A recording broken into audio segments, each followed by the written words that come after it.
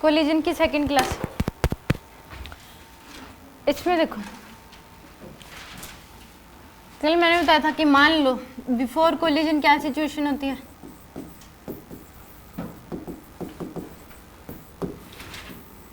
दो body mass है m1, इसकी वेलोसिटी क्या दे दी आपको u1।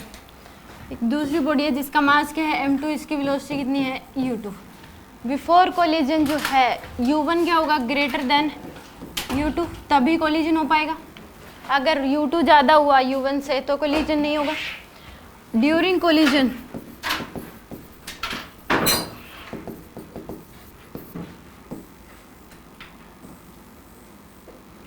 ये होगा, ये m1 है और ये क्या होगी m2।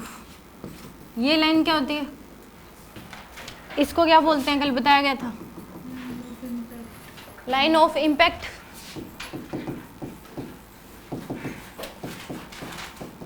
और ये थी कॉमन टेंजेंट या कॉमन लाइन बोल दो, ये क्या है कॉमन टेंजेंट। और आफ्टर कोलिजन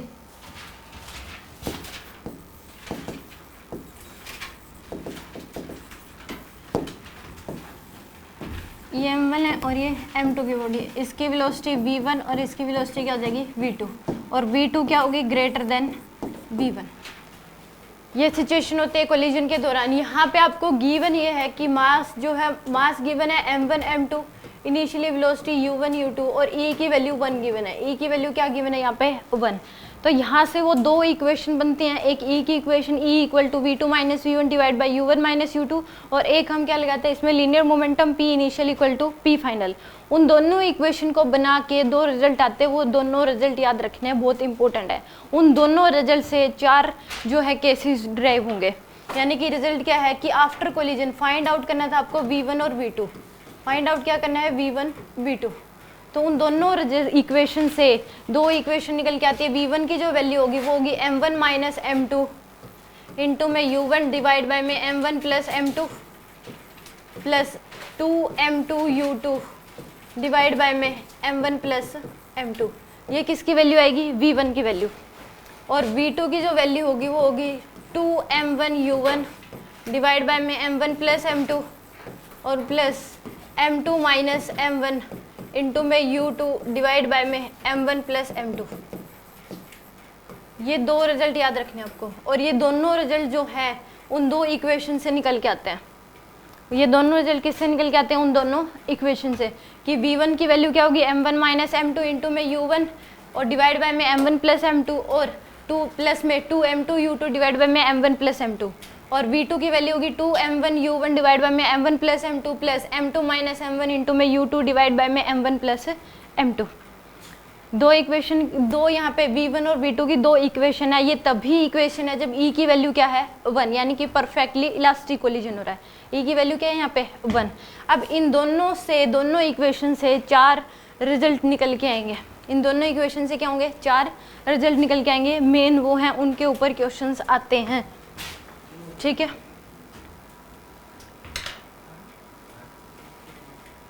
अब देखो केस नंबर फर्स्ट, पहले तो इनको माइंड में सेट करो, दोनों इक्वेशन को। होगी, सुनूंगी अभी दोनों की दोनों इक्वेशन।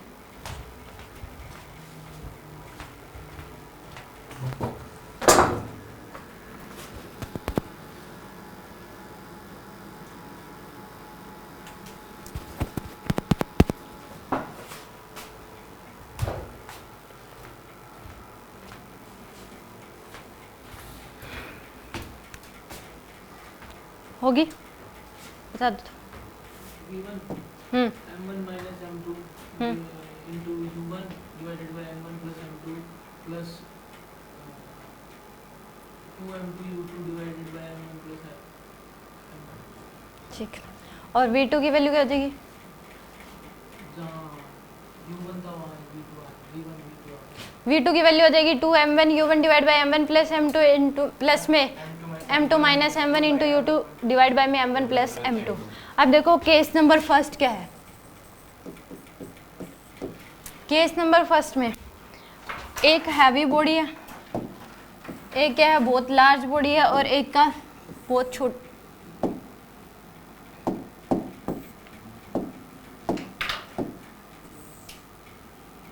इसका मास m1 है और इसका मास क्या दे रखा है आपको m2। ये रेस्ट में इनिशियली ये क्या है, रेस्ट में इनिशियल वेलोसिटी इसकी क्या दे रखी है 0, और इसकी इनिशियल वेलोसिटी दे रखी है आपको v। इनिशियल वेलोसिटी क्या दे रखी है u दे रखी है, इसके इनिशियल वेलोसिटी क्या है 0 है। यहाँ पे e की वैल्यू क्या है 1, e की वैल्यू क्या दे रखी है आपको 1 दे रखी है। अगर एक वेरी स्मॉल बॉडी अगर एक वेरी लार्ज बॉडी से टकराएगी तो आफ्टर कोलिजन जो वेलोसिटी होगी, इसकी वेलोसिटी तो क्या हो जाएगी, सेम वही वेलोसिटी हो जाएगी जितनी है इसकी u ही हो जाएगी, और इसकी वेलोसिटी क्या रहेगी 0 ही रहेगी। इसकी वेलोसिटी क्या हो जाएगी u और इसकी वेलोसिटी क्या रहेगी 0। अब मैंने दो इक्वेशन बताई थी कि v1 की जो वैल्यू है वो क्या है m1 माइनस m2 इंटू में u1 डिवाइड बाय में m1 प्लस m2 और plus 2m2 u2 divide by में m1 प्लस m2। यहाँ पे जो मास m2 जो है वो क्या है, बहुत ज़्यादा है किससे, m1 से। m2 is very very greater than m1। तो आप ऐसा लिख सकते हो कि m1 बाय m2 जो है वो इक्वल टू क्या लिख सकते हो आप 0। m1 बाय m2 क्या लिख सकते हो 0, क्योंकि m2 की वैल्यू m1 से क्या है बहुत ज़्यादा है। तो यहाँ पे इस पूरी इक्वेशन को किससे डिवाइड कर दो, m2 से डिवाइड कर दो। पूरी इक्वेशन को किससे डिवाइड कर दोगे, m2 से। इस पूरी इक्वेशन को m2 से डिवाइड कर दो, ऊपर नीचे।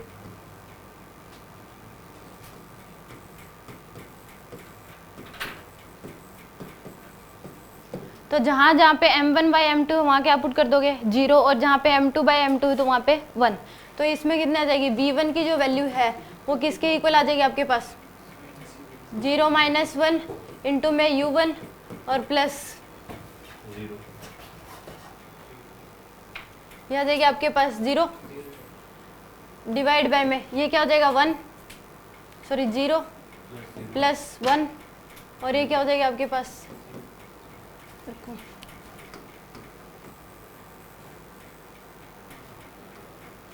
इसके डिवाइड में आएगा 0 प्लस में 1 और 0 डिवाइड बाय में 0 प्लस 1, ये तो 0 हो जाएगा। तो यहाँ पे v1 इक्वल टू क्या आ जाएगा आपके पास, माइनस का u1 डिवाइड बाय में 1। तो जो v1 की वैल्यू है वो किसके इक्वल आएगी, माइनस का u1। v1 की वैल्यू किसके इक्वल आएगी, माइनस का u1 के इक्वल। यानी कि इस केस में ये जो स्मॉल बॉडी है आफ्टर कोलिजन ये क्या करेगी, सेम वेलोसिटी से क्या करेगी, रिबाउंड करेगी। माइनस साइन का मतलब पहले इधर जा रही थी तो अब क्या जाएगी इधर। तो यानी कि इसकी वेलोसिटी तो क्या हो जाएगी, सेम इधर हो जाएगी u की ही। यहाँ पे u1 है, इसका मतलब यहाँ पे ये u1 ही है, u लिख लो चाहे u1 लिख लो, और इसकी वेलोसिटी m1 की क्या हो जाएगी, इधर हो जाएगी। अब इसी केस में सेकंड इक्वेशन में अगर पुट करोगे डिवाइड बाय m2 करोगे तो v2 की जो वैल्यू आएगी वो क्या आ जाएगी 0। v2 की वैल्यू क्या आ जाएगी 0। तो यानी कि इस बॉडी की वेलोसिटी जो होगी वो क्या रहेगी m2 की आफ्टर कोलिजन, ये क्या रहेगा रेस्ट में। यानी कि कंक्लूजन ये है कि अगर एक very very small body very heavy body से टकराएगी तो आफ्टर कोलिजन लार्ज बॉडी की जो वेलोसिटी होगी वो 0 होगी, रेस्ट में ही रहेगी, और जो स्मॉल बॉडी है वो सेम वेलोसिटी से क्या करेगी, रिबाउंड करेगी। समझ में आ गया। If very small body collide with very large body then after collision velocity of small body is same as that of initial. जो इनिशियल उसकी बॉडी थी आफ्टर कोलिजन भी क्या होगी, सेम होगी बट अपोजिट डायरेक्शन में, और स्मॉल बॉडी क्या रहेगी, रेस्ट में रहेगी। ये था केस नंबर फर्स्ट। ये उन दोनों इक्वेशन, यहाँ पे ई की वैल्यू क्या लेनी है 1 के इक्वल, यानी कि परफेक्टली इलास्टिक। ई की वैल्यू किसके इक्वल है 1 के इक्वल।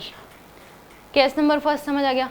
कहीं पे भी अगर एक स्मॉल बॉडी लार्ज बॉडी से टकराएगी तो उस केस में स्मॉल बॉडी की जो वेलोसिटी होगी वो सेम वेलोसिटी से रिबाउंड करेगी, और लार्ज बॉडी क्या रहेगी, रेस्ट में। ठीक है, सेकंड केस देखो।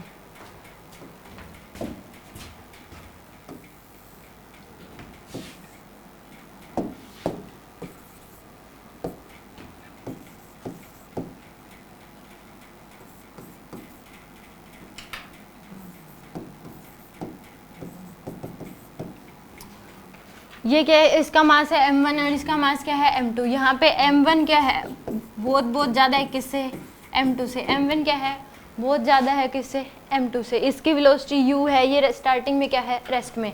अब केस क्या है कि अगर वेरी लार्ज बॉडी एक स्मॉल बॉडी से टकराएगी तो आफ्टर कोलिजन क्या होगा, क्या होना चाहिए, उसकी स्पीड क्या हो जाएगी u, और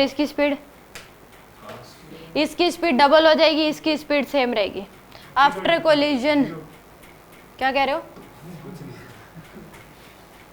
आफ्टर कोलिजन इसकी स्पीड क्या हो जाएगी? u ही रहेगी, और इसकी स्पीड क्या हो जाएगी? 2v, यानी कि इसकी स्पीड 2u हो जाएगी और इसकी स्पीड क्या रहेगी? u ही रहेगी। ठीक है, m2 m1 जो है इसकी स्पीड क्या रहेगी? सेम ही रहेगी, और जो स्मॉल बॉडी है इसकी स्पीड क्या हो जाएगी? डबल हो जाएगी। मान लो इसकी 2 थी, ये 2 से टकरा रही है, तो इसकी तो 2 ही रहेगी लार्ज बॉडी की, इसकी क्या हो जाएगी? 4। इसकी स्पीड क्या हो जाएगी? 2v हो जाएगी, और इसकी स्पीड क्या रहेगी? u ही रहेगी। आफ्टर कोलिजन जो सिचुएशन होगी वो ये होगी कि लार्ज बॉडी की वेलोसिटी सेम रहेगी, और जो स्मॉल बॉडी है उसकी वेलोसिटी क्या हो जाएगी? डबल हो जाएगी। इसकी मान लो 2 है, इसकी कितनी है? मान लो स्टार्टिंग में 2 मीटर पर सेकेंड, तो इसकी तो 2 ही रहेगी, और इसकी क्या हो जाएगी? 4 मीटर पर सेकेंड। यहाँ पे अगूसी सेम इक्वेशन में m2 बाई m1 क्या हो जाएगा? 0। पूरी इक्वेशन को किससे डिवाइड कर दोगे आप? m1 से, तो यही रिजल्ट निकल के आएंगे कि जो v1 आएगी वो क्या आएगी आपके पास? u ही आ जाएगी, और v2 क्या आ जाएगी? 2u आएगी। उन दोनों इक्वेशन में पूरी ऊपर नीचे इक्वेशन में किससे डिवाइड कर दोगे? m1 से, और जहाँ जहाँ पे m2 बाई m1 है तो वहाँ 0 पुट कर दोगे, और m1 बाई m1 है तो क्या आ जाएगा वहाँ पे? 1। उन दोनों इक्वेशन से रिजल्ट निकल के आते हैं। यहाँ पे भी e की वैल्यू किसके इक्वल है? 1 के इक्वल। e की वैल्यू किसके इक्वल है? यहाँ पे भी 1 के इक्वल। तो अगर एक very large body small body से टकराएगी तो उस केस में लार्ज बॉडी की वेलोसिटी सेम रहेगी जिससे वो टकराई है, और जो स्मॉल बॉडी है उसकी स्पीड क्या हो जाएगी? डबल हो जाएगी लार्ज बॉडी की जो वेलोसिटी है उससे। समझ में आ गया इतना? ये था केस नंबर 2। फर्स्ट केस में था स्मॉल बॉडी लार्ज बॉडी से टकरा रही थी, तो स्मॉल बॉडी की वेलोसिटी वो सेम वेलोसिटी से रिबाउंड करेगी, और लार्ज बॉडी क्या रहेगी? रेस्ट में। अब क्या है, लार्ज बॉडी जो है स्मॉल बॉडी से टकराएगी, तो उस केस में लार्ज बॉडी की वेलोसिटी सेम रहेगी जो पहले थी, और जो है स्मॉल बॉडी है उसकी वेलोसिटी क्या हो जाएगी? डबल हो जाएगी। ठीक है,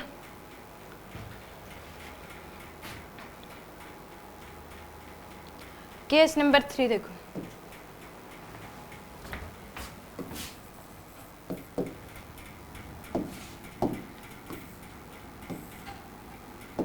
इसका मास भी m है और इसका मास भी क्या है? m। दोनों का मास क्या है? इक्वल इक्वल है। अगर इसकी स्पीड मान लो u1 है, इसकी स्पीड क्या है? u2। e की वैल्यू क्या दे रखी है? 1 के इक्वल। e की वैल्यू क्या दे रखी है? 1 के इक्वल। तो आफ्टर कोलिजन दोनों की वेलोसिटी क्या हो जाएगी? इंटरचेंज हो जाएगी। आफ्टर कोलिजन दोनों की वेलोसिटी क्या हो जाएगी? इंटरचेंज। यानी कि इसकी आफ्टर कोलिजन जो है m1 की वेलोसिटी क्या हो जाएगी? यहाँ पे m की इसकी वेलोसिटी क्या हो जाएगी? u2, और इसकी वेलोसिटी क्या हो जाएगी? u1। आफ्टर कोलिजन अगर इक्वल मासेस हैं तो आफ्टर कोलिजन वेलोसिटी क्या हो जाती है? इंटरचेंज। अगर masses are equal then after collision velocity क्या हो जाएगी? इंटरचेंज हो जाएगी। मान लो एग्जाम्पल के, मान लो ये m1 यानी कि 2 kg की इसकी वेलोसिटी है इस डायरेक्शन में 4 मीटर पर सेकेंड, एक 2 kg इसकी वेलोसिटी इस डायरेक्शन में 2 मीटर पर सेकेंड। इसकी वेलोसिटी क्या दे रखी है? 2 मीटर पर सेकेंड। आफ्टर कोलिजन क्या होगा? इसकी वेलोसिटी कितनी हो जाएगी? 2 मीटर पर सेकेंड, और इसकी वेलोसिटी कितनी हो जाएगी? 4 मीटर पर सेकेंड। विद डायरेक्शन इंटरचेंज होती है, इस बात का ध्यान रखना। विद डायरेक्शन क्या होगी? इंटरचेंज होगी। मान लो कैसे कि अगर ये 2 kg की बॉडी ये इधर जा रही है 6 मीटर पर सेकेंड की स्पीड से, और ये 2 kg की बॉडी इधर आ रही है 4 मीटर पर सेकेंड की स्पीड से, तो with direction after collision direction के साथ इंटरचेंज होती है। इसकी वेलोसिटी इधर हो जाएगी 4 और इसकी वेलोसिटी इधर हो जाएगी 6, यानी कि क्या सिचुएशन होगी? इसकी वेलोसिटी तो इधर होगी 4 मीटर पर सेकेंड, और इसकी वेलोसिटी क्या हो जाएगी? इधर हो जाएगी 6 मीटर पर सेकेंड। विद डायरेक्शन इंटरचेंज होती है। इसकी इधर थी तो इसको एज इट इज इधर ही मिल जाएगी, इसकी इधर थी तो इसको एज इट इज इधर मिल जाएगी। ठीक है, अगर सेम मास है तो उस केस में आफ्टर कोलिजन दोनों की वेलोसिटी क्या हो जाती है? इंटरचेंज हो जाती है विद डायरेक्शन। जिस डायरेक्शन में है उसी डायरेक्शन में मिल जाएगी एक दूसरे को। ठीक है, एनी डाउट? यहाँ पे भी ई की वैल्यू क्या है? 1 के इक्वल। मास सेम हो तो ही होगा। मास सेम है तभी होना है। हाँ, मास सेम है तो ही एक दूसरे की वेलोसिटी आपस में इंटरचेंज आती है। उस दोनों इक्वेशन में m1 और m2 की वैल्यू m पुट कर लो, वहां से रिजल्ट आ जाएगा कि वेलोसिटी जो होगी वो इंटरचेंज हो जाती है। v1 की वैल्यू u2 आ जाएगी और v2 की वैल्यू u1 आ जाएगी।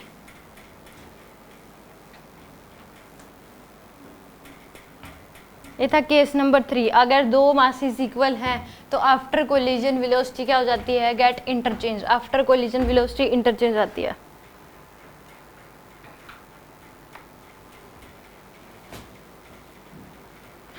हो गया नोट?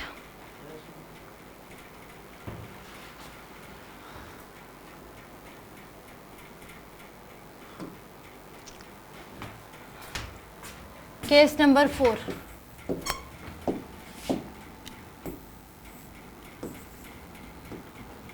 ये 2m मास की है, इसकी वेलोसिटी v नोट है और ये एक m मास की बॉडी, ये इनिशियली क्या है, रेस्ट में। इनिशियली क्या है, रेस्ट में। अगर डबल मास की बॉडी, मतलब इसका मास क्या है 2m, इसका मास क्या है m, तो इस केस में आफ्टर कोलिजन इस डबल मास की जो बॉडी है, वेलोसिटी है, वो कितनी हो जाएगी, v नोट बाय 3। कितनी हो जाएगी, v नोट बाय 3। और इसकी m मास की जो वेलोसिटी है वो हो जाएगी 4v नोट बाय 3। इसकी तो वेलोसिटी क्या हो जाएगी, 2m मास की वेलोसिटी क्या हो जाएगी, v नोट बाई 3, 1/3 हो जाएगी इनिशियल जो वेलोसिटी है, और जो m मास की बॉडी है उसका क्या हो जाएगी, इसका 4 गुना हो जाएगी। इसकी v नोट बाई 3 है तो इसकी क्या हो जाएगी, 4v नोट बाई 3। मान लो कि इस केस में यहाँ पे ये 4 kg की है और इसका मास कितना है 2 kg। इसकी वेलोसिटी इधर है 4 मीटर पर सेकेंड और ये इनिशियली क्या है, रेस्ट में। तो आफ्टर कोलिजन इसकी जो वेलोसिटी है 4 kg की, क्या हो जाएगी 4/3 मीटर पर सेकेंड, और इस 2 kg की जो वेलोसिटी है वो कितनी हो जाएगी, इसी डायरेक्शन में 4 इंटू में 4/3 यानी कि 16/3 मीटर पर सेकेंड। ठीक है, अगर डबल मास की बॉडी एक स्मॉल बॉडी से, यानी कि हाफ मास है इसका मास क्या है, डबल है, तो उस केस में डबल मास की जो बॉडी है उसकी वेलोसिटी क्या हो जाएगी after collision, v note by 3, जो इनिशियल है उसका 1/3, और इसकी क्या हो जाएगी 4v नोट बाई 3, यानी कि पहली डबल मास की बॉडी का 4 गुना। यहाँ पे भी E की वैल्यू किसके इक्वल है, 1 के इक्वल। E क्या है यहाँ पे, 1 के इक्वल है। कभी भी कोलिजन की बात आए तो कैरम बोर्ड को सोच लिया करो, उसमें कोलिजन होते हैं। आप स्ट्राइक करते हो तो एक दूसरे पे पहले एक सेट कराती है, फिर वो दूसरे से, फिर तीसरे से, इस तरीके से कई सारे कोलिजन होते हैं वहाँ पे। तो एक कैरम बोर्ड जो है वो एक अच्छा एग्जाम्पल बनता है कोलिजन के, उसका क्वेश्चंस भी आते हैं। ठीक है,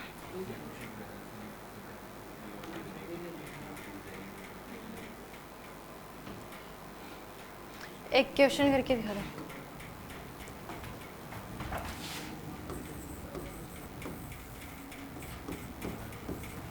यहाँ पे 3 स्ट्राइकर हैं, ये तीनों रेस्ट में इनिशियली।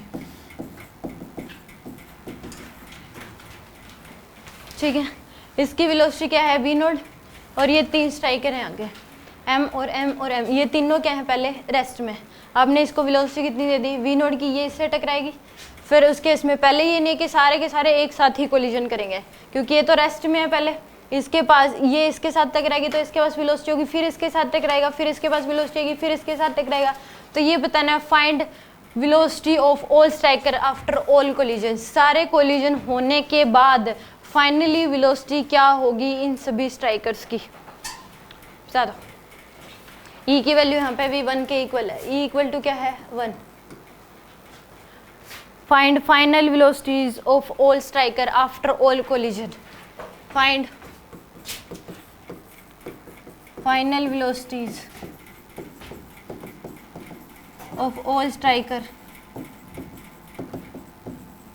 After all collisions. सारे कोलिजन होने के बाद सभी की वेलोसिटी क्या होगी।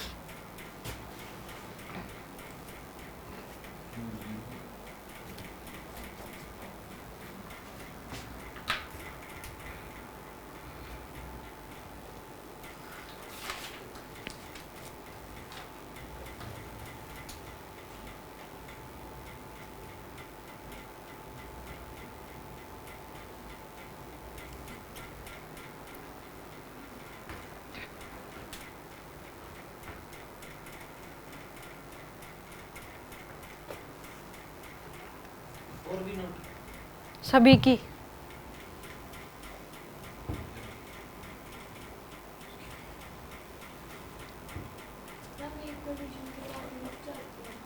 क्या, पहले वाले में टकराएगा, हाँ, फिर थोड़े सा चल के फिर रुकेगा। रुकेगा क्या, फिर कोलिजन होगा, दूसरे से टकराएगा। वो गिट्टी टकराएगी ना। हाँ, ये तो इसके साथ टकरा ही नहीं सकता। आप वेलोसिटी निकालोगे, इसकी v नोट बाई 3, इसकी 4v नोट, ये इससे दोबारा टकराएगा ही नहीं, क्योंकि इसकी वेलोसिटी ज़्यादा हो जाएगी। क्या कह रहे हो, ये तो रेस्ट एक बार तो रेस्ट में हो ही गया, पहले इनका कोलिजन होगा आपस में, फिर दोबारा से भी हो सकता है।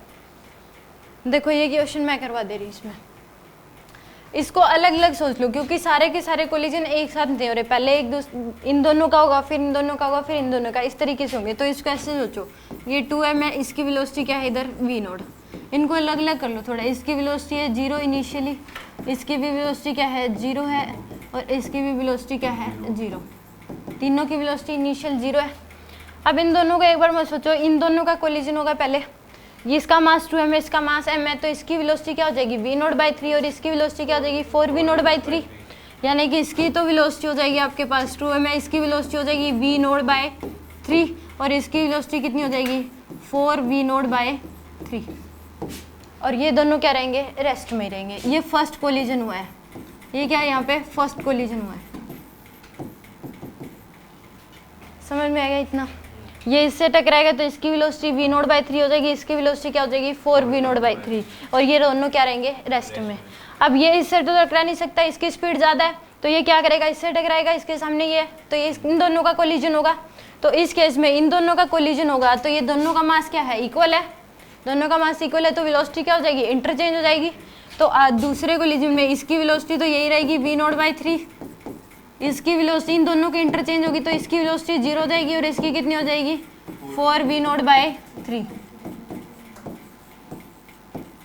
अब इन दोनों का तो होने से रहा क्योंकि तो जी इसकी वेलोसिटी 0 है, इसकी कितनी है 4v नोट बाई 3, ये इससे टकराएगा जाके, तो अब इसकी वेलोसिटी क्या हो जाएगी, इन दोनों ये दोनों मास सेम है तो वेलोसिटी क्या हो जाएगी आपस में इंटरचेंज हो जाएगी। तो यानी कि थर्ड कोलिजन में क्या होगा कि इसकी वेलोसिटी 2m की तो वेलोसिटी क्या रहेगी v नोट बाई 3 और इसकी वेलोसिटी 0 और इन दोनों की इंटरचेंज हो जाएगी तो इसकी क्या हो जाएगी 0 और इसकी क्या हो जाएगी आपके पास 4v नोट बाई 3। अब ऐसा होगा, अब ये तो रेस्ट में इसके पास वेलोसिटी है v नोट बाई 3 की, तो ये इससे टकराएगा। अगले कोलिजन में क्या होगा ये इससे टकराएगा तो इसकी वेलोसिटी क्या हो जाएगी v नोट बाई 9, 1/3 होती है v नोट बाई क्या हो जाएगी 9 हो जाएगी, इसकी कितनी हो जाएगी 4v नोट बाई 9। तो यानी कि अगले कोलिजन में जो 2m है इसकी वेलोसिटी कितनी हो जाएगी v नोट बाई 9, इसका v नोट बाई 3 का 1/3 करोगे v नोट बाई 9 हो जाएगी, और इसकी क्या हो जाएगी आपके पास m की 4v नोट बाई 9 और इसकी क्या रहेगी 0 और इसकी क्या हो जाएगी, इसकी तो है 4v नोट बाई 3। इतना समझ आया? अब ये क्या होगी इसकी वेलोसिटी ज़्यादा है इससे तो ये इससे टकराएगी, दोनों का मास सेम है तो क्या हो जाएगी वेलोसिटी इंटरचेंज हो जाएगी। इस 2m की तो यही रहेगी v नोट बाई 9, इसकी कितनी हो जाएगी 0 और इसकी कितनी हो जाएगी 4v नोट बाई 9 और इसकी होगी 4v नोट बाई 3। ठीक है, अब ये ज़्यादा है कि ये ज़्यादा है, यही ज़्यादा है 4v नोट बाई 9 ज़्यादा है कि 4v नोट बाई 3 9, तो ये इससे टकराएगी। इसके करके देख लो 0 पॉइंट, ये ज़्यादा है तो इन दोनों का कोलिजन होगा ही नहीं। अब ये क्या होगा इन दोनों का कोलिजन होगा ही नहीं, अब इन दोनों का होगा दोबारा से क्योंकि ये तो आगे जा रही है, ये इसकी स्पीड ज़्यादा है तो इन दोनों का कोलिजन होगा नहीं। अब इन दोनों में ये आपस में फिर से इसकी वेलोसिटी क्या हो जाएगी v नोट बाई 9 का 1/3 यानी कि v नोट बाई 27, तो इस 2m की वेलोसिटी जो होगी वो कितनी आ जाएगी v नोट बाय में 27 और इस m की कितनी हो जाएगी 4v नोट बाय में 27 और इसकी कितनी हो जाएगी 4v नोट बाय में 9 और इसकी वेलोसिटी कितनी हो जाएगी 4v नोट बाय में 3। नहीं अब कहाँ पे चलेगा, सबसे ज़्यादा इसकी है फिर इसकी है फिर इसकी है फिर इसकी है, अब नहीं होगा कोलिजन। ठीक है क्योंकि इससे फिर उससे बता दी दोबारा से, पहले ये इससे टकराएगी, किसकी वेलोसिटी क्या हो जाएगी v नोट बाई 3, डबल मास की बॉडी टकरा रही है तो इस केस में v नोट बाई 3 इसकी क्या हो जाएगी 4v नोट बाई 3, इन दोनों की क्या रहेगी 0। अब इन दोनों का तो होने से रहा क्योंकि ये फास्ट है, इसकी स्पीड कम है इसकी स्पीड ज़्यादा है तो ये इससे टकराएगी, तो ये दोनों के मास सेम है तो वेलोसिटी इंटरचेंज हो जाएगी। ये रेस्ट में थी तो इसकी ये 0 देगी, इसको इस वाली वेलोसिटी इसको मिल जाएगी और इस वाली इसको मिल जाएगी, तो इसकी क्या हो जाएगी 4v नोट बाई 3 और इसकी 0 और ये 0 है ही। अब क्या होगा कि ये तो रेस्ट में है, इसकी स्पीड क्या है 4v नोट बाई 3, इसका ये रेस्ट में है तो ये इससे टकराएगा जाके, अब इसकी तो यही रहेगी v नोट बाई 3, इसकी क्या रहेगी 0 और ये इससे टकराएगा, दोनों का मास सेम है तो वेलोसिटी क्या हो जाएगी इंटरचेंज हो जाएगी, इसकी क्या हो जाएगी 0 और इसकी क्या हो जाएगी 4v नोट बाई 3। अब क्या होगा, ये तो आगे जाता रहेगा, ये दोनों रेस्ट में है, इसके पास स्पीड है तो ये इससे टकराएगा दोबारा से, तो इसका मास क्या है 2m, इसका मास m है, तो वेलोसिटी क्या हो जाएगी इसका v0/3 का 1/3 यानी कि v0/9, और इसकी क्या हो जाएगी 4v0/9, और ये इसकी 0 और इसकी क्या होगी 4v0/3। अब फिर से इस केस में इसकी स्पीड ज़्यादा है इससे, तो ये इससे टकराएगा, वेलोसिटी क्या हो जाएगी इंटरचेंज हो जाएगी, तो इसकी कितनी हो जाएगी 0 और इसकी कितनी हो जाएगी 4v0/9, इसकी क्या रहेगी 4v0/3। अब ये ज़्यादा, इसकी स्पीड ज़्यादा इसके कंपैरिजन में, तो ये आगे चला जाएगा, इन दोनों का कोलिजन होगा ही नहीं। अब इसकी स्पीड है v0/9 और ये 0 है, तो इनका दोबारा से कोलिजन होगा, तो इसकी क्या हो जाएगी v0/27, इसका 1/3, और इसकी क्या हो जाएगी 4v0/27, और इसकी क्या होगी 4v0/9, और इसकी क्या हो जाएगी 4v0/3। अब सबसे फास्ट ये है, फिर ये है, फिर ये है, फिर ये, कोलिजन होगा ही नहीं अब, ठीक है। तो आफ्टर सारे के सारे कोलिजन होने के बाद इन सब की वेलोसिटी ये होगी, और कितने कोलिजन हुए 1 2 3 4 5 6, ठीक है।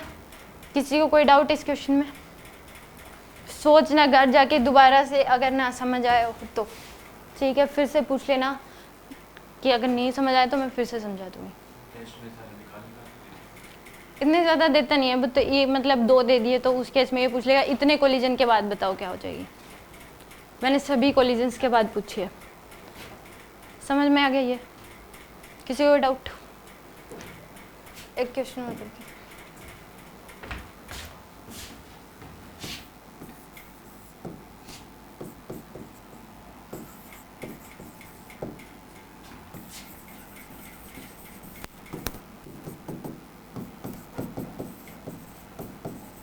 K की वैल्यू दे रखी है 2 न्यूटन पर metre.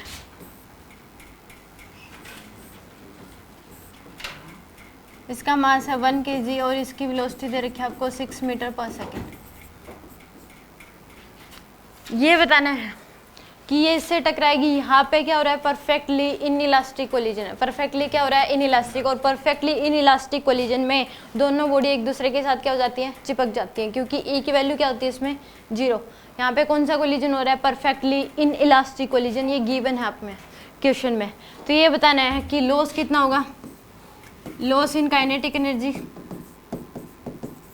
Loss of kinetic energy बता दो, और दूसरा मैक्सिमम डिफॉर्मेशन बता दो कितना होगा।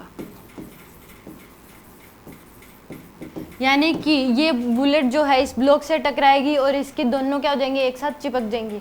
तो उस केस में ये बताना है कि जब ये आफ्टर कोलिजन इसमें कितना लॉस होगा काइनेटिक एनर्जी का, और मैक्सिमम डिफॉर्मेशन कितना आएगा। यानी कि नोट करके लिख लो in perfectly inelastic collision, in perfectly inelastic collision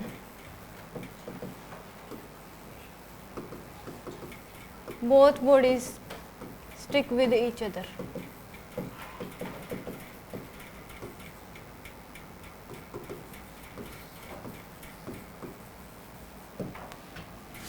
दोनों बॉडी क्या हो जाएंगे एक दूसरे के साथ चिपक जाती है। ई की वैल्यू क्या गिवन है यहाँ पे 0 गिवन है, यानी कि ई की वैल्यू 0 गिवन है, तो क्या होगा परफेक्टली इन इलास्टिक कोलिजन होगा। मैक्सिमम डिफॉर्मेशन कितना आएगा, लॉस ऑफ काइनेटिक एनर्जी क्या होगी ये बताना है। इनिशियली ये ब्लॉक की वेलोसिटी 0 दे रखी है, ये रेस्ट में था।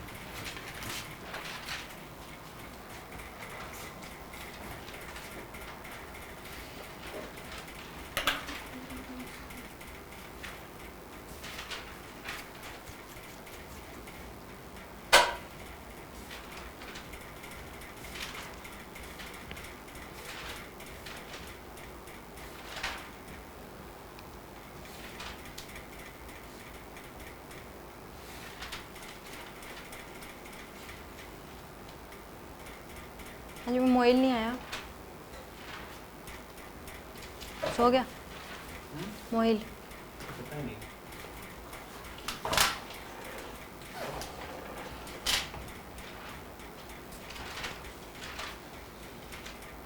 क्वेश्चन करना है, पेज नहीं पलटना है।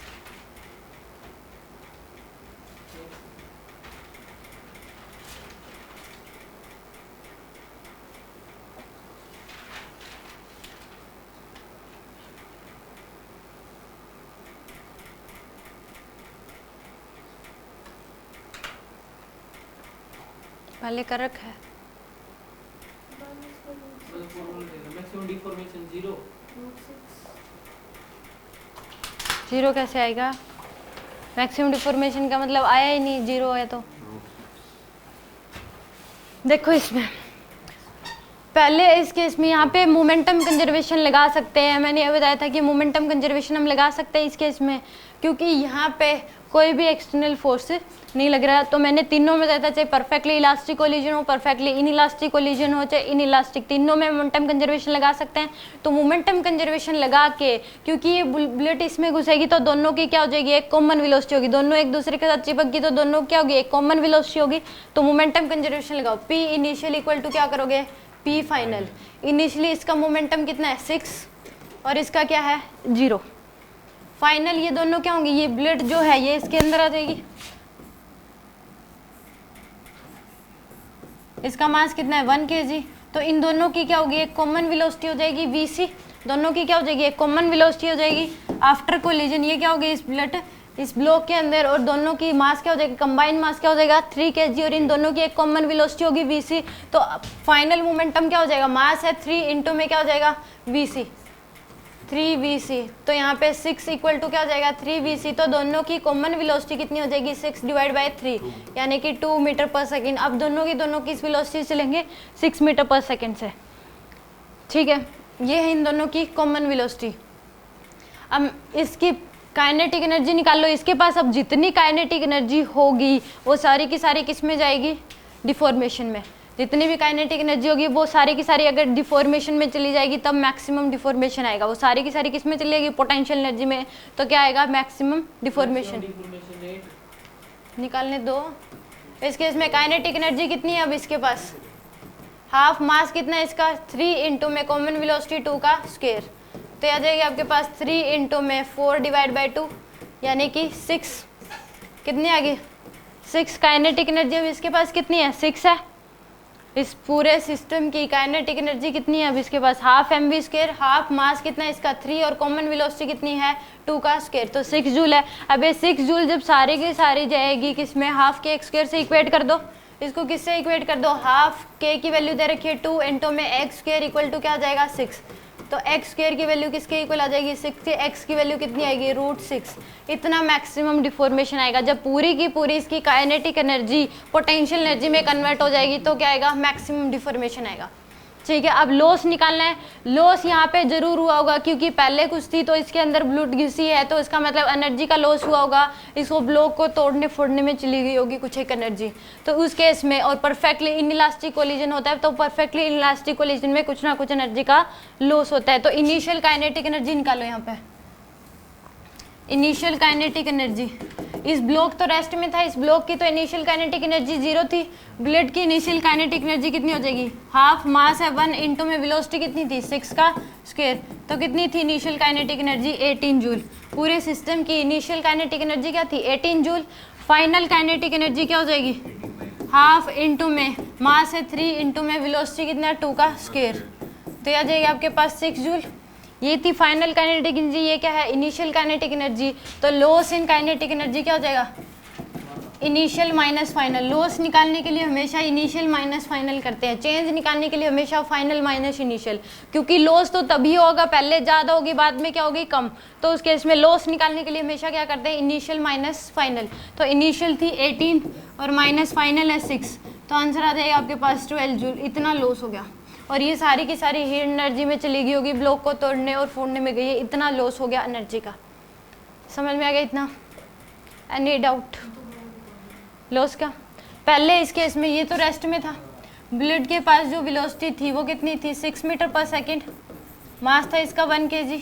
तो इनिशियल काइनेटिक एनर्जी इस पूरे सिस्टम की कितनी हो जाएगी, हाफ मास है 1 इंटू में 6 का स्क्वायर। इस बुलेट की यही होगी काइनेटिक एनर्जी, और ये रेस्ट में था तो प्लस में 0, ब्लॉक तो रेस्ट में था तो काइनेटिक एनर्जी 0। फिर आफ्टर कोलिजन ये दोनों क्या हो गए, एक साथ चिपक गए, दोनों एक साथ कॉमन वेलोसिटी से मूव करेंगे। तो इस पूरे सिस्टम की आफ्टर जो कोलिजन के बाद जो वेलोसिटी होगी कितनी होगी, हाफ मास कितना है दोनों का 3 इंटू में कॉमन वेलोसिटी कितनी थी 2, तो 2 का स्क्वायर कितने आ गई 6 जूल। तो इनिशियल थी इतनी, फाइनल थी इतनी, तो इसमें से ये माइनस कर दो, इतनी क्या होगी लॉस। आगे समझ। यहाँ पे कई स्टूडेंट्स ये सोच सकते हैं कि हम यहाँ पे मोमेंटम कंजर्वेशन क्यों लगा रहे हैं, क्योंकि यहाँ पे तो स्प्रिंग फोर्स लगाएगा और स्प्रिंग क्या है, यहाँ पे एक्सटर्नल फोर्स है। यहाँ पे स्प्रिंग फोर्स तब लगाएगा, पहले तो इसके अंदर ब्लड घुसेगी, कोलिजन होगा, कोलिजन के बाद ये ब्लॉक इधर आएगा और ब्लॉक इधर आएगा तो डिफॉर्मेशन यानी कि स्प्रिंग फोर्स लगेगा। और हम जो लगा रहे हैं यहाँ पे momentum conservation just before collision और जस्ट आफ्टर कोलिजन, बहुत ज़्यादा टाइम के बाद हम नहीं लगा सकते momentum conservation, just after collision लगा रहे हैं।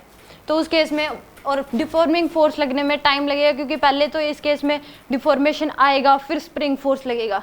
तो उस केस में हम मोमेंटम कंजर्वेशन यहाँ पे लगा सकते हैं, क्योंकि हम मोमेंटम कंजर्वेशन स्प्रिंग फोर्स लगने से पहले लगा रहे हैं। यानी कि हम डिस्कशन जो कर रहे हैं ड्यूरिंग कोलिजन का भी नहीं कर रहे और कोलिजन के बहुत देर बाद भी हम यहाँ पे मोमेंटम कंजर्वेशन नहीं लगा रहे, बिफोर कोलिजन और जस्ट आफ्टर कोलिजन लगा रहे हैं।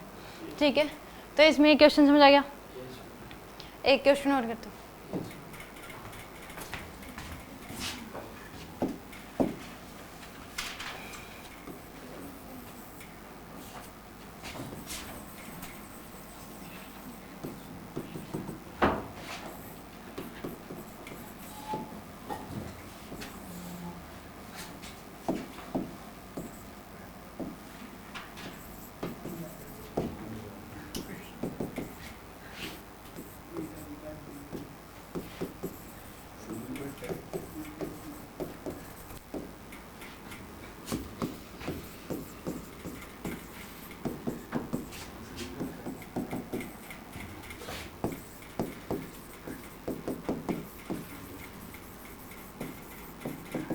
इसमें भी परफेक्टली इलास्टिक कोलिजन है, ई की वैल्यू क्या दे रखी है 0।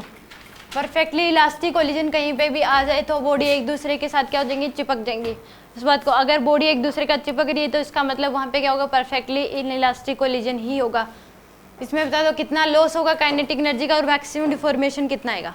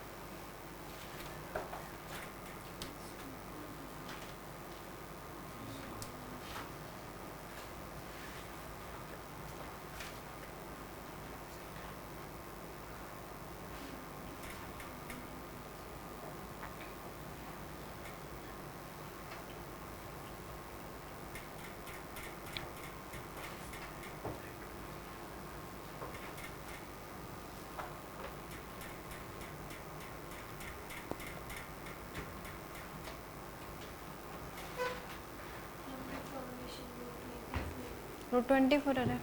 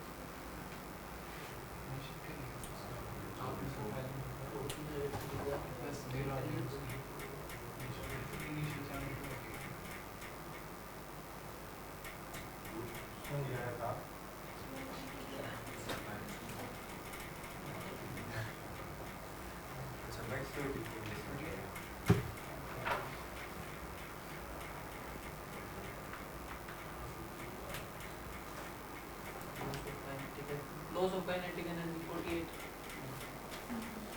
हो गया। यानी कि इसमें पहले मोमेंटम कंजर्वेशन लगा दो, P इनिशियल इक्वल टू क्या हो जाएगा, P फाइनल। इनिशियल ब्लड का मोमेंटम 12 प्लस ब्लॉक का 0 फाइनल क्या हो जाएगा, ये इसके अंदर वहाँ से 1 kg दोनों की क्या होगी, कॉमन वेलोसिटी होगी। तो 3 इंटू में क्या हो जाएगा VC, तो VC की वैल्यू कॉमन वेलोसिटी क्या हो जाएगी 4 मीटर पर सेकेंड। दोनों की कॉमन वेलोसिटी क्या होगी 4 मीटर पर सेकेंड। अब इस केस में मैक्सिमम डिफॉर्मेशन, तो यहाँ पे जितनी काइनेटिक एनर्जी है आफ्टर कोलिजन, अगर वो सारे की सारी इलास्टिक पोटेंशियल नहीं चलेगी तो मैक्सिमम डिफॉर्मेशन आएगा। तो यानी कि हाफ के एक्स स्क्वायर इक्वल टू क्या कर दोगे, हाफ एम वी सी का स्क्वायर, तो हाफ इंटू में के की वैल्यू 2 इंटू में x square equal to half mass है 3 इंटू में कॉमन वेलोसिटी 4 का स्क्वायर, तो एक्स स्क्वायर इक्वल टू कितना आ जाएगा आपके पास 24, तो एक्स की वैल्यू कितनी आ जाएगी अंडर रूट 24 यानी कि 2√6, ठीक है 2√6 मीटर, ये आ जाएगी मैक्सिमम डिफॉर्मेशन। लॉस निकालना है तो इनिशियल काइनेटिक एनर्जी माइनस क्या करोगे फाइनल काइनेटिक एनर्जी, ये लॉस आ जाएगा आपके पास क्योंकि शुरुआत में ज़्यादा होगी बाद में कम हुई है तभी लॉस हुआ होगा। तो इस केस में इनिशियल हाफ मास है 1 इंटू में 12 का स्क्वायर प्लस ब्लॉक रेस्ट में तो उसकी 0 माइनस साइन हाफ मास है 3 इंटू में 4 का स्क्वायर, तो यहाँ से आ जाएगी आपके पास 72 माइनस 12 का स्क्वायर होता है 144 डिवाइड बाय में 2 करोगे तो 72 माइनस 24 कितने आ जाएगी 48 जूल, इतना लॉस हो गया। आगे समझिए क्वेश्चन। Yes, ma'am.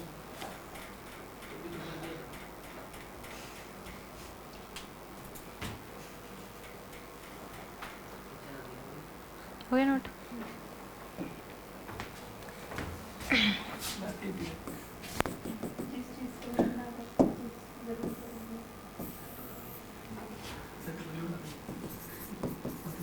बॉल का मास दे रखा है 2 kg, मासलेस स्ट्रिंग के साथ क्या अटैच है, इसकी लेंथ दे रखी है आपको 10 मीटर, लेंथ कितनी दे रखी है 10 मीटर, ब्लेड का मास है 1 kg, वेलोसिटी है इसके पास 12 मीटर पर सेकेंड।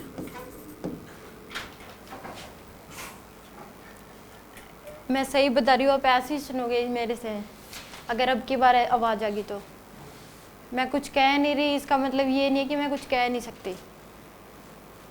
मेरा यही रूप नहीं है, दूसरा भी रूप है बहुत ज़्यादा, जो बाकी को पता है बस अभी आपको नहीं पता।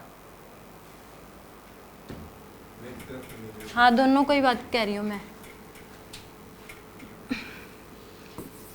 Bullet get embedded inside ball after collision,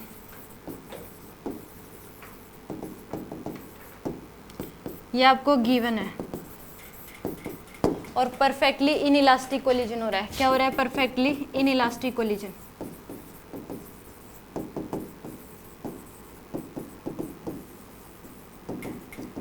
theta max बताना है कितना होगा, फाइंड आउट करना है यहाँ पे आपको थीटा मैक्स की कितना ऊपर तक जाएगी, कितना थीटा होगा यहाँ पे। मान लो कि इसमें बुलेट घुसेगी तो इसके पास कुछ ना कुछ वेलोसिटी होगी, और अगर आप कभी भी देखोगे पेंडुलम को अगर वेलोसिटी देते हो तो इधर जाती है वो, तो उस केस में कितना एंगल जाएगी ये बताना है, ये थीटा बताना है कितना होगा।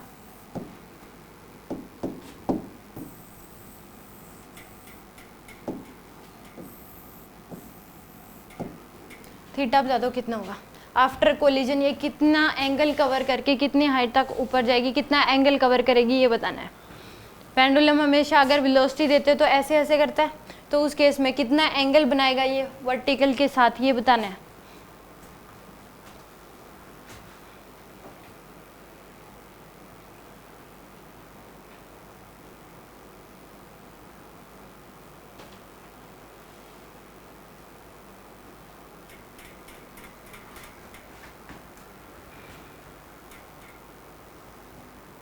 और लॉस ऑफ काइनेटिक एनर्जी भी बताना है।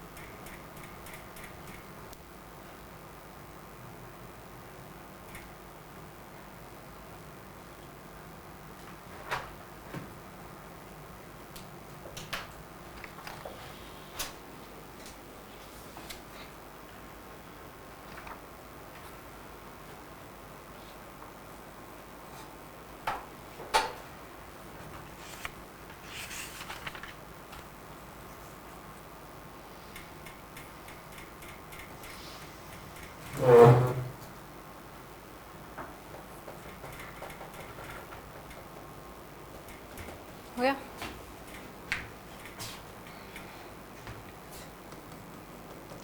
इसमें देखो पहले इनकी कंजर्वेशन मोमेंटम लगा दो, कॉमन वेलोसिटी निकाल लो कि दोनों की जब वेलोसिटीज के अंदर होगी तो दोनों की कॉमन वेलोसिटी क्या होगी, पी इनिशियल इक्वल टू क्या लगा दो, पी फाइनल। इनिशियली मोमेंटम क्या है स्प्लिट का 12 प्लस ये रेस्ट में है, इनिशियली क्या दे रखा आपको, रेस्ट में है। फाइनल क्या हो जाएगा, मास कितना हो जाएगा 3 इंटू में वीसी, तो कॉमन वेलोसिटी क्या हो जाएगी आपके पास 12 डिवाइड बाय में 3 यानी कि 4 मीटर पर सेकेंड। कॉमन वेलोसिटी कितनी हो जाएगी 4 मीटर पर सेकेंड, यानी कि अब इसके पास जो वेलोसिटी है वो कितनी है 4 मीटर पर सेकेंड है, ये इसके अंदर है। ठीक है, अब इस केस में इसके पास वेलोसिटी है तो ऊपर की तरफ जाएगी, जब यहाँ तक आएगी तो इसकी वेलोसिटी क्या हो जाएगी 0। अगर वेलोसिटी यहाँ तक आने पे 0 नहीं होगी तो और ऊपर तक जाएगी, तो इस केस में वेलोसिटी क्या हो जाएगी 0 हो जाएगी, क्योंकि अपोजिट में एक फोर्स लगेगा उसकी वजह से डिक्रीज होगी। अब यहाँ पे पहले मैकेनिकल एनर्जी लगा दो, अब एनर्जी कंजर्वेशन लगा दो, इनिशियल काइनेटिक प्लस पोटेंशियल और फाइनल काइनेटिक प्लस पोटेंशियल यहाँ पे लगा सकते हो, क्योंकि यहाँ पे कोई भी नॉन कंजर्वेटिव फोर्स नहीं लग रहा, एक ही फोर्स लग रहा है, कौन सा, mg ग्रेविटेशनल फोर्स, और ग्रेविटेशनल फोर्स क्या है, एक कंजर्वेटिव फोर्स है। तो इसको आप क्या मान लो, रेफरेंस मान लो, इसको क्या मान लो आप, रेफरेंस। तो इस केस में इसकी हाइट 10 मीटर दे रखी है, तो ये वर्टिकल हाइट कितनी आ जाएगी, इसको एक ट्रायंगल, तो ये एंगल कितना हो जाएगा 90 डिग्री, ये भी कितना है 10 मीटर, तो यहाँ से लेके यहाँ तक कितनी हो जाएगी 10 कोस थीटा, यहाँ से लेके यहाँ तक 10 कोस थीटा हो जाएगी, और यहाँ से लेके यहाँ तक कितनी हो जाएगी 10 माइनस 10 कोस थीटा। जितनी ये हाइट होगी उतनी यही हाइट होगी, तो ये भी कितनी आ जाएगी 10 माइनस 10 कोस थीटा, यानी कि 10 कॉमन ले लो 1 माइनस कोस थीटा, ये हाइट कितनी आ जाएगी 1 माइनस कोस थीटा। क्योंकि हमें मैकेनिकल एनर्जी कंजर्वेशन यानी कि एनर्जी कंजर्वेशन निकालते हैं तो पोटेंशियल एनर्जी लिखने के लिए प्रेफरेंस से क्या चाहिए, परपेंडिकुलर हाइट। तो इस केस में इस ट्रायंगल का यूज़ कर लिया हमने, तो यहाँ से लेके यहाँ तक की हाइट हमें पता लगी कितनी 10 कोस थीटा, तो यहाँ से लेके यहाँ तक की हाइट कितनी हो जाएगी 10 माइनस 10 कोस थीटा। तो यहाँ पे mechanical energy initial equal to क्या कर दोगे, मैकेनिकल एनर्जी फाइनल, तो initial kinetic energy plus potential initial potential energy equal to आ जाएगा काइनेटिक फाइनल और potential energy final. Initial kinetic energy क्या हो जाएगी हाफ, मास है 3 इंटू में वेलोसिटी क्या है 4 का स्क्वायर, प्लस पोटेंशियल एनर्जी क्योंकि रेफरेंस इसको मान रखा है तो पोटेंशियल एनर्जी क्या हो जाएगी 0 equal to final kinetic energy, यहाँ पे फाइनल काइनेटिक एनर्जी 0 है, प्लस पोटेंशियल एनर्जी मास है इसका 3 kg इंटू में जी की वैल्यू 10 और हाइट कितनी हो जाएगी आपके पास 10 इंटू में 1 माइनस कोस थीटा। एच की वैल्यू क्या पुट करोगे 10 माइनस 10 इंटू में 10 इंटू में 1 माइनस कोस थीटा, क्या आपके पास क्या आ जाएगी फाइनल पोटेंशियल एनर्जी। यहाँ से आपके पास क्या आ जाएगी थीटा की वैल्यू आ जाएगी 24 इक्वल टू 300 इंटू में 1 माइनस कोस थीटा। तो यहाँ से 24 डिवाइड बाय में कितना आ जाएगा 300 equal to 1 minus cos theta. तो यहाँ से कोस थीटा की वैल्यू क्या हो जाएगी, कोस थीटा को इधर ले आओ, इसको इधर ले जाओ 1 माइनस 24 बाय में 300। तो यहाँ से कोस थीटा की जो वैल्यू है वो कितनी आ जाएगी आपके पास 300, एलसीएम ले लो 300 माइनस में 24, तो कोस थीटा इक्वल टू कितना आ जाएगा आपके पास 276 डिवाइड बाय में 300। तो थीटा की वैल्यू आ जाएगी कोस इनवर्स 276 डिवाइड बाय में 300, इतना एंगल आएगा। थीटा की वैल्यू क्या आ जाएगी आपके पास ये। अब लॉस निकालना है तो काइनेटिक एनर्जी इनिशियल लिख लो, पहले कोलिजन से पहले कितनी एनर्जी थी उसके पास, तो इनिशियल काइनेटिक एनर्जी कितनी आ जाएगी हाफ, मास कितना था बुलेट का 1 इंटू में 12 का स्क्वायर, तो यानी कि 72 जूल। इनिशियल काइनेटिक एनर्जी कितनी थी 72 जूल। काइनेटिक एनर्जी फाइनल कितनी आ जाएगी हाफ, मास है कितना कॉमन मास 3 इंटू में 4 का स्क्वायर, फाइनल कितनी आ जाएगी 24 जूल। तो लॉस कितना आ जाएगा 72 माइनस में 24 यानी कि 48 जूल, इतना लॉस हुआ है। थीटा की वैल्यू है कोस इनवर्स 276 डिवाइड बाय 300। आगे समझिए क्वेश्चन, यानी कि इसमें दो ही चीज़ें, एक तो आपने मोमेंटम कंजर्वेशन लगाया, दूसरा एनर्जी कंजर्वेशन। एनर्जी कंजर्वेशन लगा के आपने क्या निकाल लिया थीटा। तो एनर्जी कंजर्वेशन आप कहीं पे भी लगा सकते हो, बट ये देखना है कि वहाँ पे कोई भी ऐसा फोर्स नहीं लगना चाहिए जो कि नॉन कंजर्वेटिव हो, यानी कि फ्रिक्शन नहीं लगना चाहिए और एयर का फोर्स नहीं लगना चाहिए, ठीक है। बाकी कोई भी फोर्स लगे तो आप एनर्जी कंजर्वेशन लगा सकते हो।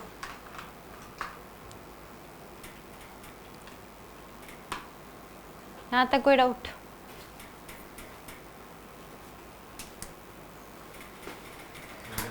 नोट हो गया?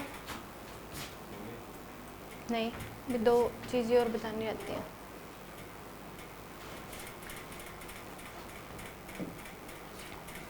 इस केस में ये बताओ कि मान लो एक बॉल जो है वो वी नोड की वेलोसिटी से टकराएगी। ई सरफेस का कोफिशिएंट ऑफ रेस्टिट्यूशन क्या दे रखा है? ई दे रखा है। एक बॉल कितने की वेलोसिटी से टकराई है? V naught. Coefficient of restitution क्या है सरफेस का? ई। ये बताना है कि आफ्टर कोलिजन इस बॉल की वेलोसिटी क्या होगी। आफ्टर कोलिजन बॉल की वेलोसिटी क्या होगी ये बताना है। जब ये टकरा के ऊपर की तरफ उठेगी तो वेलोसिटी क्या होगी ये बताना है। आप बॉल को ऐसे छोड़ते हो तो उस केस में टकरा के वापसी उठती है, माइनस वी नोट हो जाएगी, सेम हो जाएगी।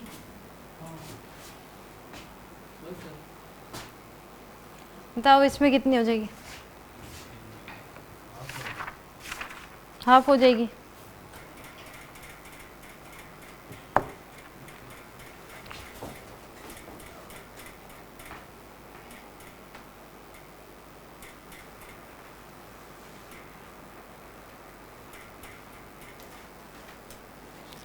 इसमें आफ्टर कोलिजन जो इसकी वेलोसिटी होगी वो ई वी नोड हो जाएगी। कितनी हो जाएगी?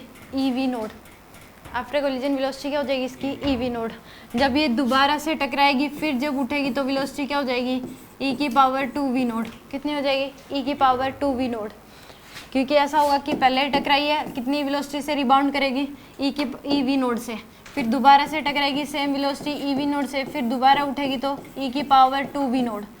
फिर से टकराएगी ई की पावर 2 वी नोड से और फिर उठेगी तो कितने वेलोसिटी से? ई की power 3 V node.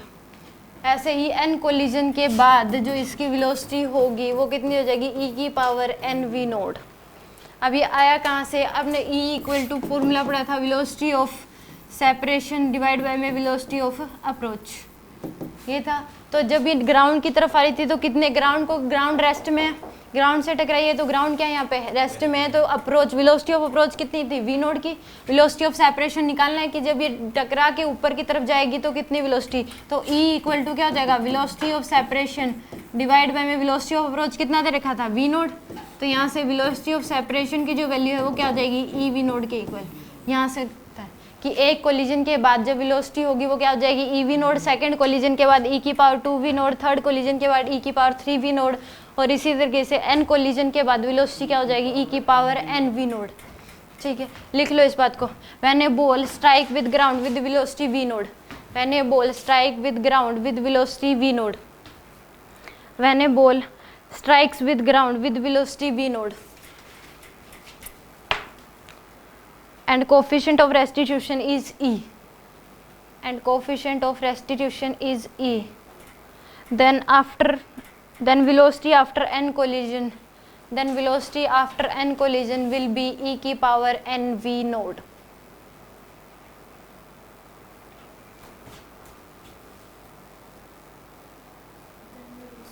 After n collision will be e की power n v node.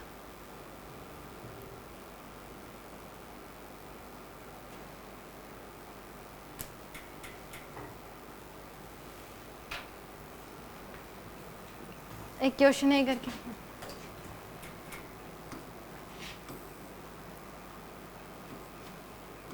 ई की वैल्यू दे रखी है आपको 1/2। ई की वैल्यू क्या दे रखी है? 1/2। और वी नोड की वैल्यू दे रखी है आपको 64 मीटर पर second. Find velocity after 3 collision. 3 collision के बाद वेलोसिटी बता दो क्या होगी। Find velocity after 3 collision. E की वैल्यू दे रखी है 1/2, वी नोड की वैल्यू दे रखी है 64 मीटर पर second. Find velocity after 3 collision. 3 collision के बाद वेलोसिटी क्या हो जाएगी? 8 मीटर पर सेकेंड। सीधा फॉर्मूला लगाना है। वी की वैल्यू ई की पावर एन वी नोड ये होता है। तो ई की वैल्यू दे रखी है 1/2, एन यहाँ पे क्या होता है, नंबर ऑफ कितने कोलिजन हुए, तो एन की वैल्यू क्या पुट कर दोगे, 3 इंटू में 64, यानी कि 1/8 इंटू में क्या हो जाएगा 64, तो वेलोसिटी कितनी आ जाएगी आफ्टर एन 3 कोलिजन है 8 मीटर पर सेकेंड। ठीक है, एक क्वेश्चन और कर दो।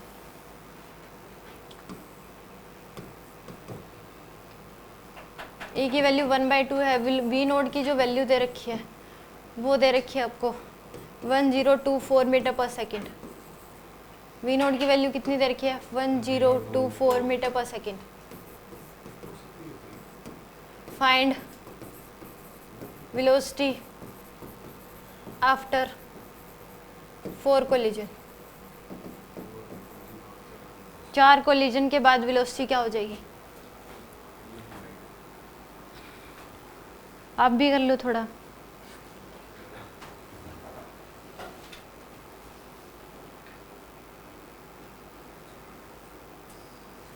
Yes, 64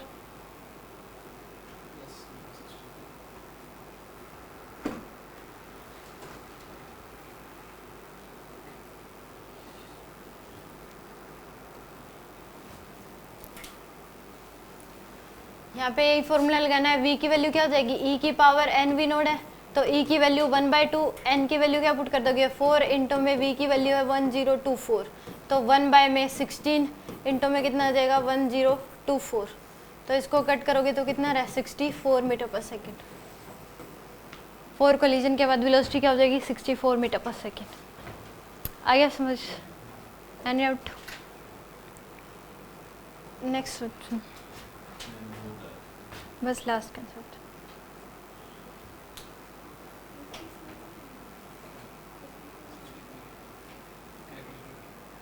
सही है क्या कैलकुलेशन, तो आप लोगों की मानिए है। एक ग्राउंड दे रखा है, ई की वैल्यू क्या दे रखी है, ई के इक्वल, ई की वैल्यू यहाँ पे दे रखी है ई के, कोफिशिएंट ऑफ रेस्टिट्यूशन ई के इक्वल दे रखा है।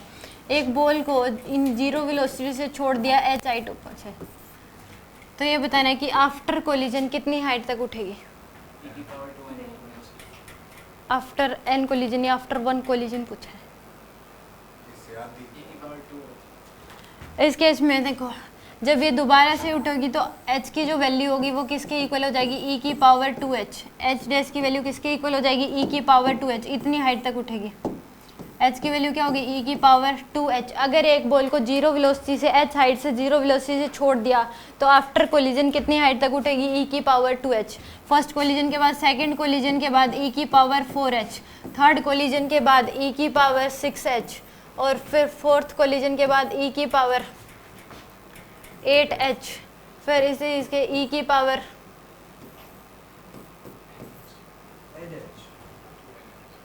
n कोलिजन के बाद e की पावर 2nh। n कोलिजन के बाद हाइट कितनी हो जाएगी, आफ्टर n कोलिजन हाइट हो जाएगी e की पावर 2nh। यहाँ पे इतनी क्यों कि जब वेलोसिटी ये टकराएगी तो वेलोसिटी हो जाएगी √2gh। वेलोसिटी कितनी वेलोसिटी से टकराएगी, ये √2gh वेलोसिटी से, क्योंकि अगर एक बॉल को जीरो वेलोसिटी से छोड़ते हो जब ग्राउंड से h हाइट बाद उसकी वेलोसिटी हो जाती है √2gh। इक्वेशन भी लगा लो, चाहे v equal to u plus sorry v square equal to क्या हो जाएगा, u स्क्वायर प्लस 2as। तो इस केस में इनिशियल v स्क्वायर की वैल्यू क्या हो जाएगी 2gh के इक्वल, तो v की वैल्यू किसके इक्वल आ जाएगी √2gh। अगर एक बॉल को जीरो वेलोसिटी से छोड़ती है तो पहली h हाइट ट्रैवल करने के बाद वेलोसिटी हो जाती है √2gh। तो जब ये ऊपर उठेगी तो कितनी वेलोसिटी से, e की पावर 2 e इंटू में √2gh, इतनी वेलोसिटी से उठेगी। अभी बताया था कि अगर v नोड की वेलोसिटी से टकराती है तो e v नोड से ऊपर उठती है, तो यहाँ पे कितनी वेलोसिटी टकराई है √2gh की वेलोसिटी से, तो कितनी वेलोसिटी से ऊपर उठोगी e इंटू में √2gh। तो यहाँ पे लगा दो फिर से, ये फॉर्मूला आया कहाँ से, e इक्वल टू जो होगा वो क्या होता है, velocity of approach divide by में वेलोसिटी ऑफ सेपरेशन। तो वेलोसिटी ऑफ अप्रोच कितना है √2gh, वेलोसिटी ऑफ सेपरेशन कितना है यहाँ पे e इंटू में √2gh। और अप्रोच कितने से हो रहा है, e की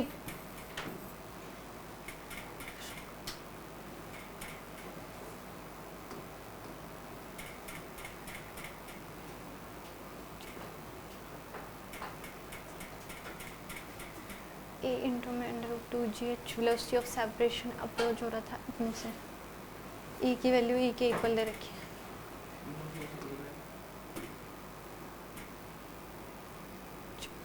और जब यहाँ पे दोबारा से ऊपर उठोगी तो ई की पावर 2 इंटू में अंडर रूट 2GH डैश।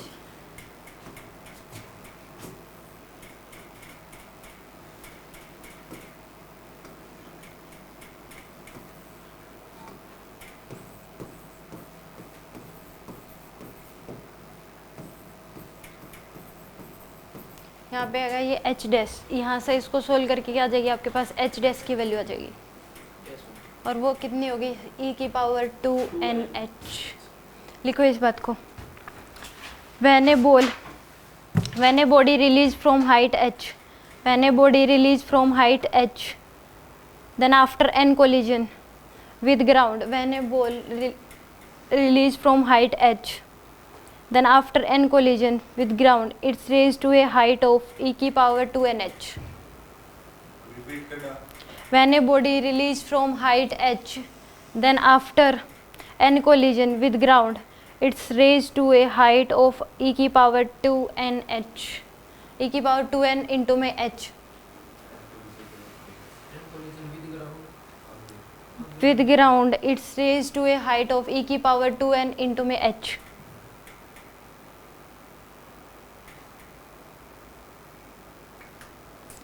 तो इस केस में यहाँ पे अगर आपको ये निकालना है तो इसकी बजाय आप इक्वेशन भी लगा सकते हो, यहाँ से लेके यहाँ तक क्या लगा दो, थर्ड इक्वेशन लगा दो एच डैश की, ये एच डैश निकालना है आपको। तो इस केस में यहाँ से लेके यहाँ तक क्या लगा दो आप, थर्ड इक्वेशन, वेलोसिटी क्या हो जाएगी, जीरो हो जाएगी, जब यहाँ पे सबकी वेलोसिटी क्या होगी, जीरो। तो यहाँ से लेके यहाँ तक थर्ड इक्वेशन ऑफ मोशन भी लगा सकते हो, v square equal to u square plus 2AS। तो इनिशियल फाइनल वेलोसिटी तो जीरो हो जाएगी, इनिशियल वेलोसिटी कितनी है, ई इंटू में अंडर रूट 2GH इसका स्क्वायर प्लस में 2A की वैल्यू जी के इक्वल इंटू में एच डैश। तो यहाँ से E square zero equal to क्या हो जाएगा, ई स्क्वायर इंटू में 2GH प्लस में 2GH डैश। तो यहाँ से 2GH डैश की वैल्यू जो आएगी, और माइनस साइन लगाओगे क्योंकि वेलोसिटी ऊपर की तरफ है और एक्सेलेरेशन क्या होगा, नीचे की तरफ, तो यहाँ साइन क्या आएगा, माइनस आएगा। ए की वैल्यू क्या लोगे, नेगेटिव में लोगे क्योंकि बॉल ऊपर की तरफ जा रही है, जी तो नीचे की तरफ ही लगेगा। तो आ जाएगी 2GH dash equal to e square into में 2GH। तो 2G से 2G cancel, e h dash की वैल्यू क्या हो जाएगी, ई स्क्वायर एच के इक्वल, एच डैश की वैल्यू किसके इक्वल आ जाएगी, ई स्क्वायर एच के इक्वल आ जाएगी। ठीक है, फिर यहाँ से दोबारा यहाँ से यहाँ तक इक्वेशन लगाओगे तो क्या हो जाएगी, ई की पावर 4H, फिर यहाँ से यहाँ तक लगाओगे तो ई की पावर 6H। तो n कोलिजन के बाद क्या हो जाएगी, ई की पावर 2NH। आगे समझना, कोलिजन इतना ही था, मंडे से शुरू होगा रोटेशन।